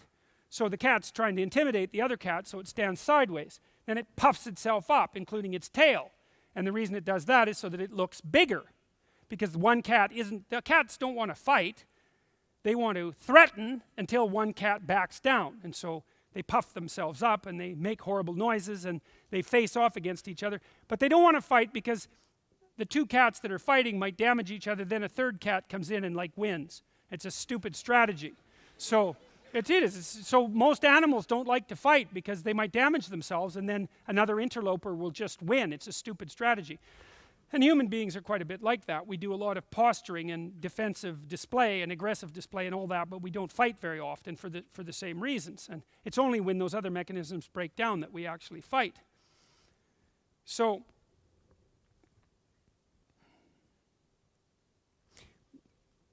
what happens in a wolf dispute is this. The wolves square off and they amp up the threats in the hope that one of the wolves will back the hell down, because what will happen is the wolf will chicken out, one of them. And then when it does, it rolls over and shows its neck. Why? Well, because when wolves hunt, they go for the neck, generally. Like, wolves are quite cruel creatures in some sense, and they'll actually eat moose standing up. But generally speaking, if they can manage it, they go for the throat and they'll bring the animal down. And so what the wolf is basically saying is, well, you scared me half to death. I'm a useless moose. You might as well tear out my neck. And the other wolf says, yeah, you're pretty detestable and you're kind of like a moose, but I might need you to hunt tomorrow, so I know I could tear out your neck, but I won't. And then the defeated wolf stands up, and he's not very happy, and he's kind of a low status wolf, but at least he's still got his neck. And the victor wolf gets to be high status wolf, and he gets to go hunting with his partner the next day. And so you might think, well, wolves have a complex procedural morality. And the morality is, don't tear the neck out of the creature you defeat. That's wrong. And then you might say, well, that's the rule that wolves follow. But that's wrong, because wolves don't follow rules, because wolves don't have rules, because they don't have language and they don't think, not like us. They act like they have rules. They act so that if you watch them act, you could label what they're doing with the rule. That's how we got our rules. That's how we got our rules. We acted out an ethic and then we watched, and then we coded it in stories. That's what our religious stories are. They're the consequence of us watching what it is that we do when we act ethically, and then transforming that into a story, and everyone's intent on that story. Absolutely intent on the story of good versus evil, let's say, because that's the fundamental story. And why do you want to watch that story? Because you want to know how to be the victor in the set of all possible games. And that's what that story's about. And that's what movies are about, and that's what books are about, and that's what religious narratives are about. That's what everything that grips us at a literary level is about.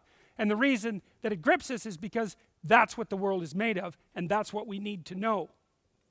So then you might think, so here's something to think about. I'll give you a symbolic representation of this, okay? So there's this idea in Christianity, and I'm not talking about this from a religious perspective, okay? I'm talking about this from an anthropological perspective, or a biological perspective, or that'll do, an anthropological or a biological or psychological perspective. So there's this idea in Christianity that Christ is, whatever Christ is the King of Kings. Okay, so I'm going to take that apart. So imagine that you have a hierarchy, whatever it is, and there's someone at the top of it. And so that person has the attributes necessary to be at the top of that hierarchy. And maybe it's a hockey team, and you go home and you tell a story about how the best hockey player on your team played while they were being the best hockey player. It's a little hero narrative. It's a little fragment of a hero narrative. And maybe it's hockey, soccer, plumbing, law, business, art. There's all these hierarchies. And then there's the thing that's at the top of all of them. And the thing that's at the top of all of them has something in common. That's whatever it is that's in common across all the things that are at the top. So imagine this. Okay, so you could think about this. Imagine that you're a novelist and you want to distill some characters. And you want a good evil character, because what the hell good is your book without a good evil character? And you want a good character, because the same problem applies. You don't want to just tell a story about some guy's day, right? You don't want to say, well, John woke up at 6, and then he smacked his lips 4 times and blinked 20 times, and then he swung his feet over across the bed and walked into the bathroom. Because who cares about any of that? You don't need to know that, because you know how to move your mouth and cough and walk to the bathroom. It's not helpful.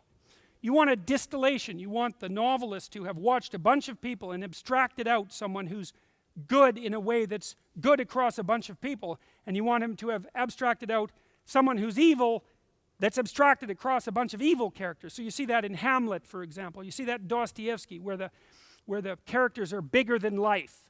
And you want them bigger than life because you want it distilled so that you can learn from it. And what you're learning is that ethic. Okay, so then imagine that you have 100 hierarchies, just mundane hierarchies. Then you take the people at the top of all those hierarchies. And say that you group them into groups of 10. Okay, so you take 10 admirable people, and then you say, well, we're going to average across them, and we're going to come out with the composite admirable person made out of those 10. You have 100 to begin with. So let's say you have 1,000 to begin with. You distill them to 100 admirable people. Then you take that 100 admirable people and you distill them into 10. And then you take those 10 admirable people and you distill them into 1.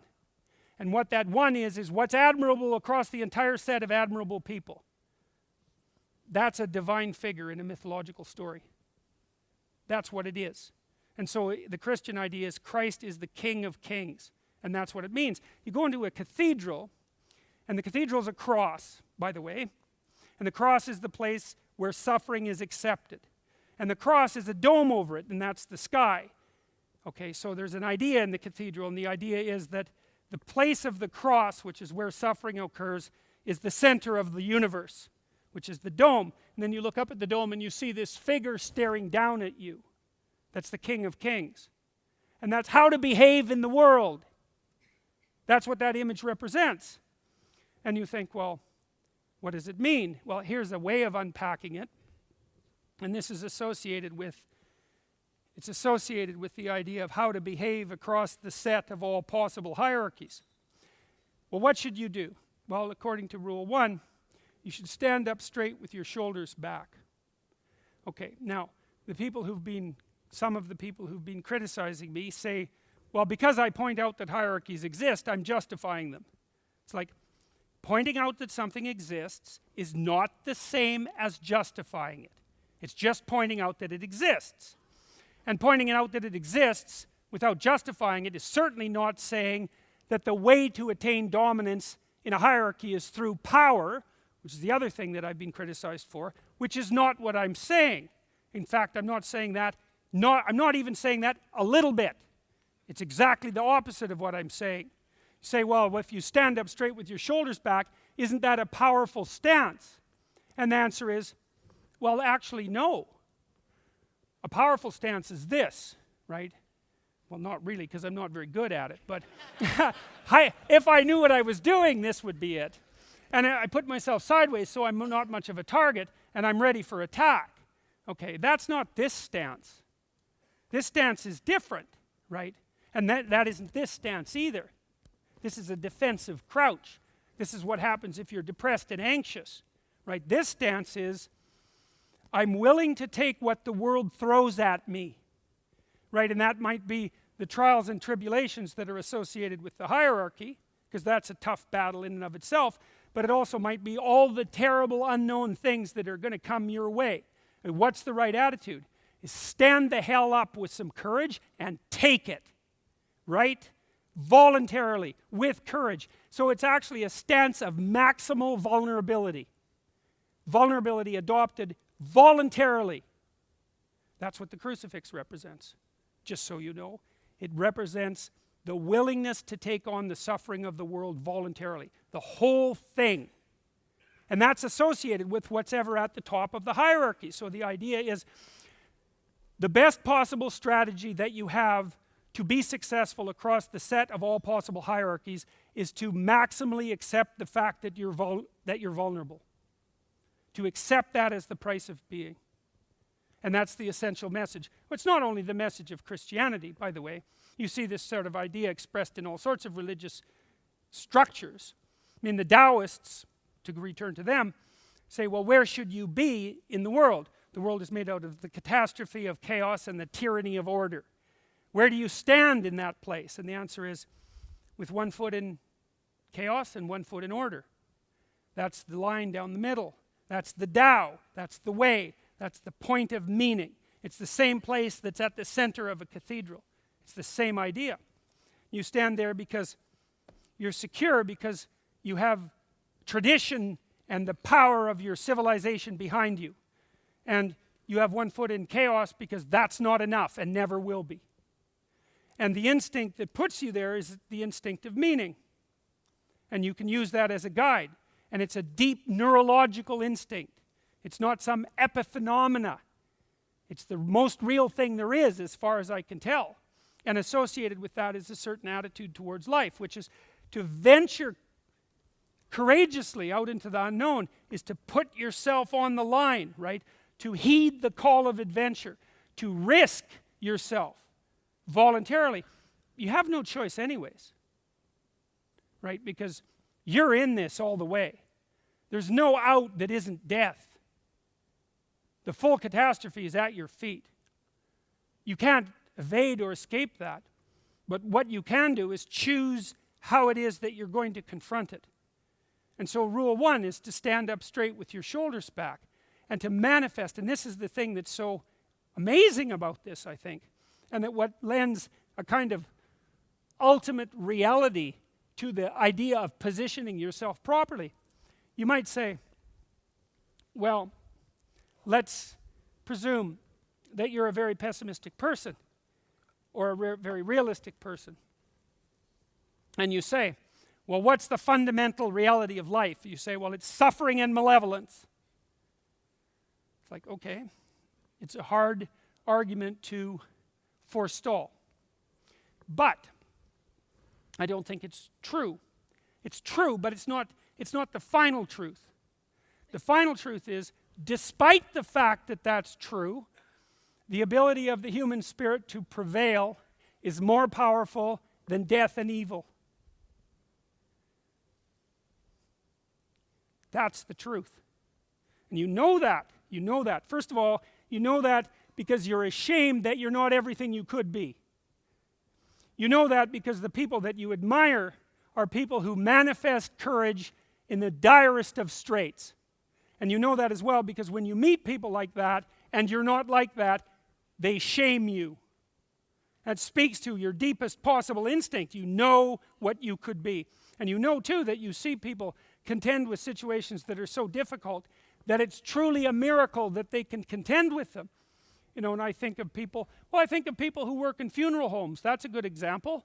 That's hard, right? That's death and grief every day. And it's not something that you can avoid. It's like it's right there. It's as real as it can possibly be. I'll tell you a story about that. I had a client who was very afraid of being alive. And she wanted to sleep all the time. And she took sleeping pills and all sorts of other things so that she could evade the burden of being conscious. And she was a very good dreamer.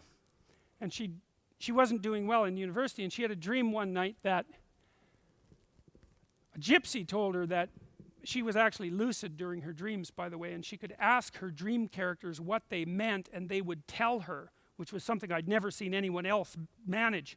In any case, she dreamt of this gypsy that she met in the forest, and the gypsy told her that unless she could learn to work in a slaughterhouse, she'd never finish her degree. And so she told me that story.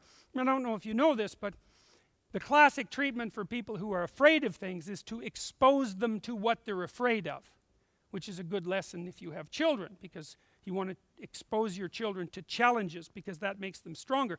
It has to be done voluntarily. But if you have post-traumatic stress disorder, let's say you're the victim of a vicious sexual assault by a stranger, and 2 years later you have post-traumatic stress disorder, the most effective treatment is to get you to relive the experience in as much vivid detail as you possibly can and experience all the emotions that occurred while it was happening. And if you do that, the more upset you get when you do that, if you do it voluntarily, the faster you get better and the longer you stay better. And so it's a general rule of thumb in psychotherapy is if someone's avoiding something, find out what they're avoiding, break it into manageable pieces, and have them voluntarily expose themselves to it, and they will be cured. And that's the dragon fight in clinical practice. Find what you most need will be found where you least want to look. Right, that's a hell of a statement. So she told me this dream, and I thought, well, I don't know how to arrange for you to work in a slaughterhouse. That doesn't seem like a very... She wouldn't eat meat, by the way. She wouldn't go into a butcher store. I took her into a butcher store once, and she had a very catastrophic reaction. She couldn't handle it. Anyways, I said, well, we can't arrange the slaughterhouse thing. Why don't you go away for a while and come back in a week and see if you can come up with an alternative. So she came back and she said, I want to see an embalming. And I thought, oh God, okay, how the hell am I going to arrange that? So I phoned a couple of funeral homes and I said, look, I've got this person who's really afraid of death, and she had this dream, and I told them the story, and they said, no problem, bring her in. And so I wasn't looking forward to this, by the way. So we went, and she was very, very nervous because she certainly didn't think she could handle that. And, you know, as I said already, I wasn't exactly thrilled about it either, but in for a pound, in for a penny, in for a pound, as they say. So anyways, we went to the funeral parlor, and they showed us around, and we asked a bunch of questions, like how the hell did they cope with their jobs, because that's just a mystery to me. And they said, well, it was actually really useful for them to guide people through the process of grief, and that their experience was that that had given them a renewed appreciation for life, which is, well, that would account for why they were able to do it, because it seems like a very hard job. And so we went into this room and watched this embalming, and I was about 8 feet away from this small room. It's a pretty gruesome operation, as you might imagine, and my client was sitting beside me, and I was watching her and watching the embalming as well. And for the first while, she was just looking to the side, which was, I'm not here, and I certainly can't handle that. And no bloody wonder, literally. And so, but then she would take the odd glance, she'd go like this, and then look away. And then, as the minutes ticked by, but fairly rapidly, she was spending more time watching and less time looking away, until she was finally doing nothing but watching. And then at some point she asked if she could come in and put her hand on the body. And so they gave her a glove and she did that. And then she went and sat down. And she was quite quiet about all this and quite quiet afterwards. And well, so what did she discover? Well, she didn't discover that death wasn't horrible. She didn't discover that. And she didn't discover that death wasn't terrifying, because it certainly was. But what she did discover was that she was a hell of a lot tougher than she thought, and much quicker than she would have believed. And she went away thinking, look at that. I did the thing I was most afraid of doing, and here I am. And not only am I not more damaged than I was, I'm actually better than I was. And so from then on she had a reference point, right? Which is an interesting thing. I think this is why primordial people initiate especially their young men, because it sort of happens automatically with young women. They expose their young men to something absolutely terrifying, genuinely terrifying, so that for the rest of their lives they know the difference between what's actually terrifying and what's just sort of normal catastrophe.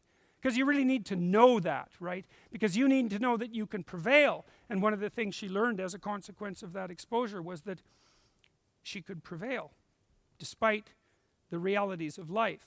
Of course, that's what you want to teach your children, mostly by example, is that they can prevail despite the realities of life. Of course, that also means that you have to have admitted to what the realities of life are. But the thing that's so interesting about that, here's another story. So, you know the story of King Arthur and the Holy Grail. The Holy Grail is the ultimate value. It's a symbol of whatever the ultimate value is. And King Arthur assembles his knights around the round table. And it's a round table because they're all equal, despite the fact that they have a king. They sit as equals at the round table. And they all decide to go off to seek for the Holy Grail. It's either the cup that Christ drank out of at the Last Supper or the cup that held his blood on the cross. It's one of those two things. It doesn't really matter. It's a symbol of what's redemptive. That's what the Holy Grail is. So it's a representation of the ultimate value. The question is, where do you go to seek out what's of ultimate value? An answer in the tale of King Arthur and the Holy Grail is that each knight entered the forest when they began their search at the place that looked darkest to them. So that's the thing, is that it's necessary, if you're going to stand up straight with your shoulders back, to confront the darkness of the world head on, to take responsibility for the tragedy of existence and for malevolence. That's what it means. That's what the Christian injunction to take the sins of the world onto yourself means. It means it's your bloody problem. And to confront Satan in the desert is the same idea, is that not only do you have to take on the tragedy of the world as if it's your responsibility, but you have to contend with the spirit of malevolence while you're doing so. And it's in doing that that you find your destiny. That's where you find the highest of possible values. And that's the call. And that's the call to the nobility of being, because you might think, well, what could possibly justify your life more thoroughly? What could make you the best player of all possible games than to take the tragedy of the world onto your shoulders and to fight with all your ability against the malevolence in your own heart? Thank you.